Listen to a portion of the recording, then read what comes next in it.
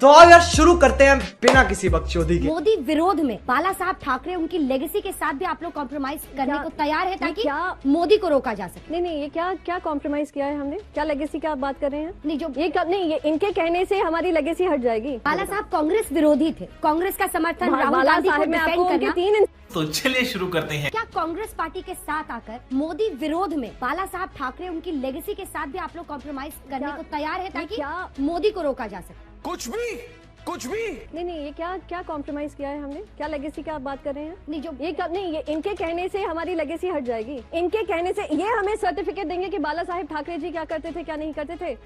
ये बड़ी अच्छी बात कही आप।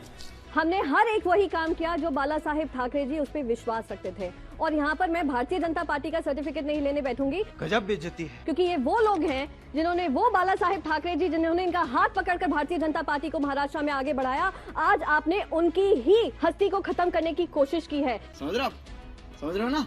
ये गद्दारी देश नहीं भूलेगा, महाराष्ट्र तो खास करके नहीं। दोस्तों, गोदी मीडिया के गोदी एंकर गोदीगिरी करने में इतना मशगूल हो गए हैं कि बोलने से पहले कुछ सोच समझ भी नहीं पा रहे हैं और कुछ भी बकलोली करते दिख रहे हैं। आपने ये डिबेट देखा ही कि कैसे गोदी एंकर कह रही हैं कि मोदी विरोध में कंप्रोमाइज करने को तैयार हैं, जिस पर प्रियंका चतुर्वेदी ने तरीके से इस अंजना की फटकार लगा दी। कहा कि भाजपा के कहने से हमारी लेगेसी हट जाएगी क्या? मतलब कि एंकर भी भाजपा की बोली बोलते हुए दिख रहे हैं। इसी वजह से आजकल ऐसे गोदी मीडिया के चरण चुंबकों पर विपक्षी दलों ने शिकंजा कसना शुरू कर दिया है। बावजूद इसके शर्म इनको मगर आती नहीं और गोदीगिरी करने में बिल्कुल भी बाज नहीं आते दिख रहे हैं। बाला साहब कांग्रेस विरोधी थे, कुछ भी कांग्रेस का समर्थन राहुल बाला गांधी को साहेब, मैं आपको डिफेंड उनके करना। 3 इंस्टेंसेस भी बता सकती हूँ बाला साहेब ठाकरे जी के, जहां उन्होंने समर्थन दिया था कांग्रेस पार्टी को। बात तो सही है। आपको उनकी सोच समझनी होगी कि वो देश की आगे सोचते थे, पार्टी पक्ष बाद में सोचते थे। यही नहीं,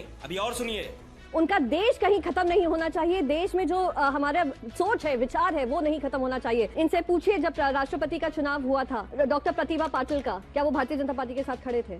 नहीं। तुम मराठी अरे भाई साहब, एक मिनट, मैं आपके बीच में नहीं बोल रही थी ना। मराठी मुद्दा जो भी मुद्दा था, आपने मुझसे कहा छत्रपति शिवाजी महाराज को मैं भूल गई। अरे आप लाख कोशिश कर लें नरेंद्र मोदी जी को उनके स्वरूप में ढालने को। इस सज्जन को क्या तकलीफ है भाई?